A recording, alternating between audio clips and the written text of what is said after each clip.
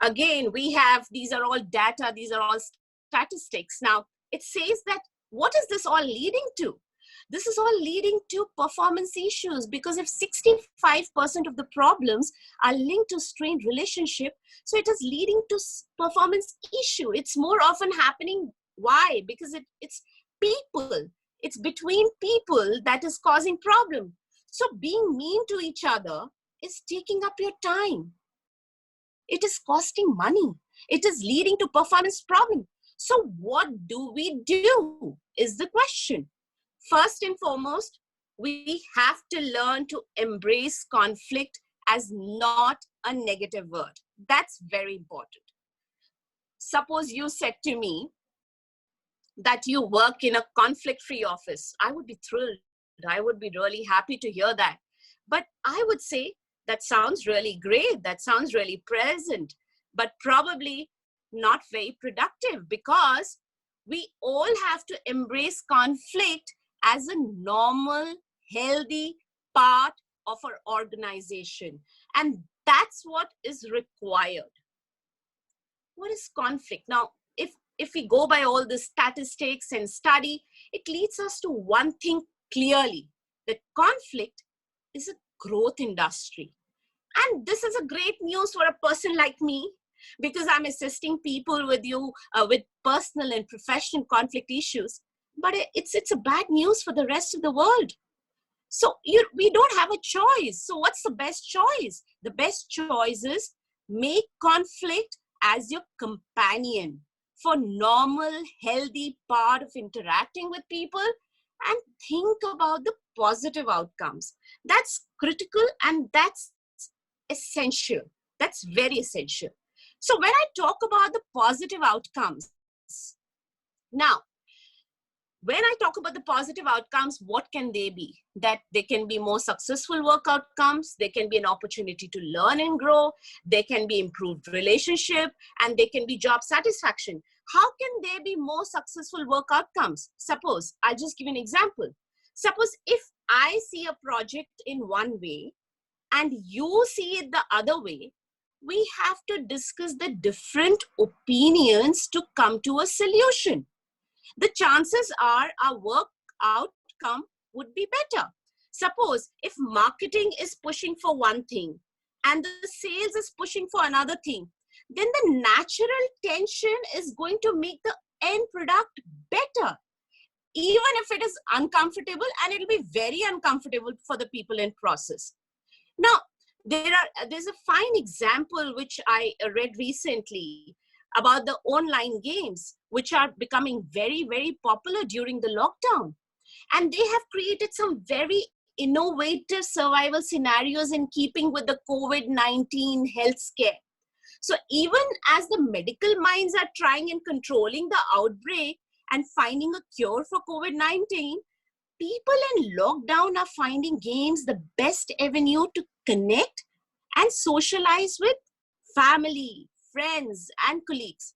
So the time which is spent on the games has drastically increased, and more people are playing online games, and more gaming companies are cashing in on the rising interest in India.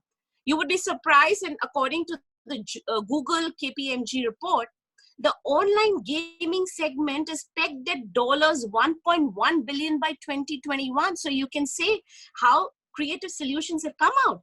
Now, India is among the top 5 mobile gaming markets in the world with around 300 million gamers. And with COVID-19, this trend of more and more users and more time being spent on the game is only multiplying. So when I'm saying the more you're forced to think about your position, to articulate why you disagree, what your points are, the more you learn about what's important to you, and the more you're going to expand as a person. Now, I'll just give you a very innocent example about improved relationship. I have a nephew, Ranveer, and he's a very, very naughty boy. And he went to his friend's house one day for a sleepover, absolutely before the COVID, not now. And the next day he gave me a call, all excited, and he said, "You know, Bua, what?" I said, "What happened, son?" He said, "Bua, I had the best time of my life. And you know what? We fought the entire night, and we fought about the movies to watch. We fought about what to eat. We fought about where to sleep. And I was like totally amazed. I said, and you're saying you had the best time? Son, come on. What are you telling me? He said, yes, boy, I had the best time. And can you believe it? We are now BFFs now. The acronym which people use nowadays, the youngsters use nowadays, best friends forever. And we know each other so well. And I was thrilled to listen to him. And I saw that there was so much of enthusiasm. And I said that there's so much to learn from this innocent incident. You know, improve. That's what when we're talking about improved relationship.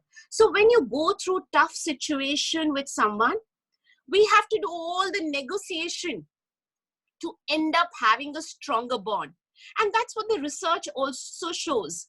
So when I talk about job satisfaction, if you feel, ladies and gentlemen, if you feel you can disagree with colleagues, if you're not walking on eggshells worrying about that disagreements may come up, you are much more satisfied at work.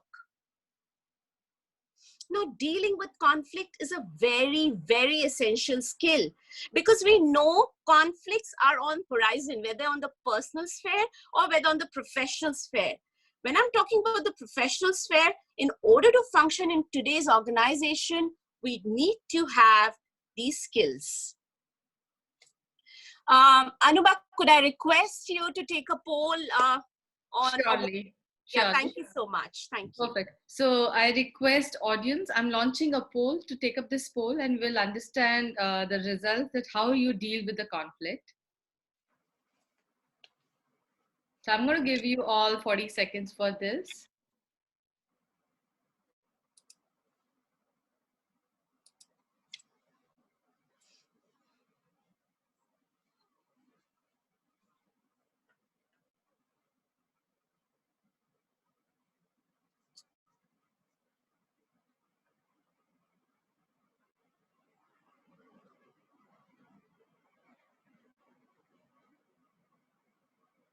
We have 10 more seconds. 5, 4, 3, 2, 1. So we end the poll here, and the scores, avoiding goes by 32%, seekers are 23%, whereas both, are 45%. So that's the results for all of you. Thank you so much for perfect. Thank you so much, Anubha. So now let me explain to you who are avoiders.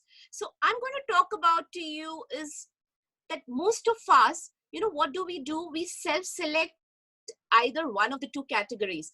Either we avoid it or seek it. Now, who are avoiders? Now, they are people who want to hide under the desk when disagreements come up.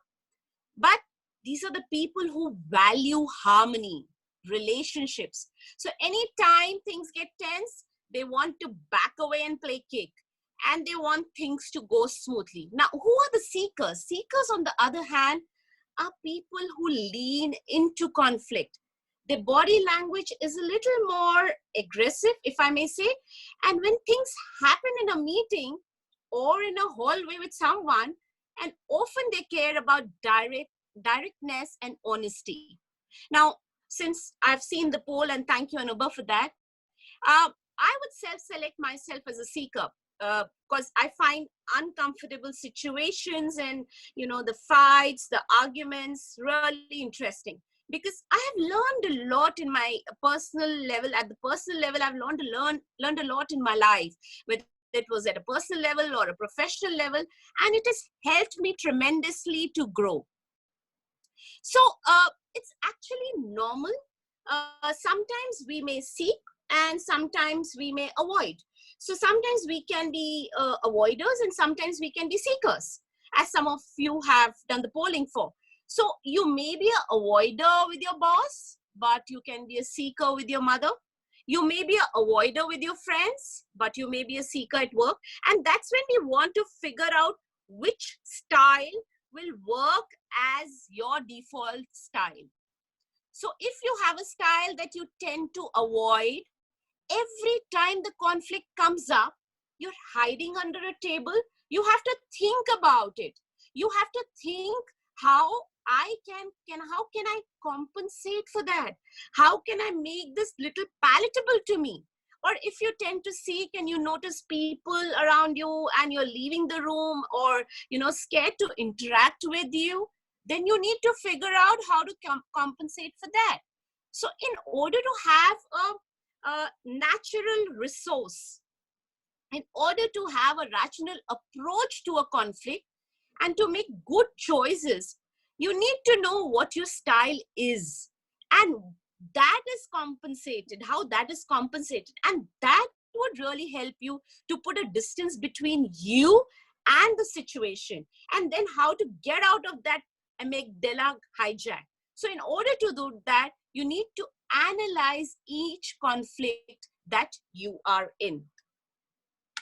Just give me 1 second, please.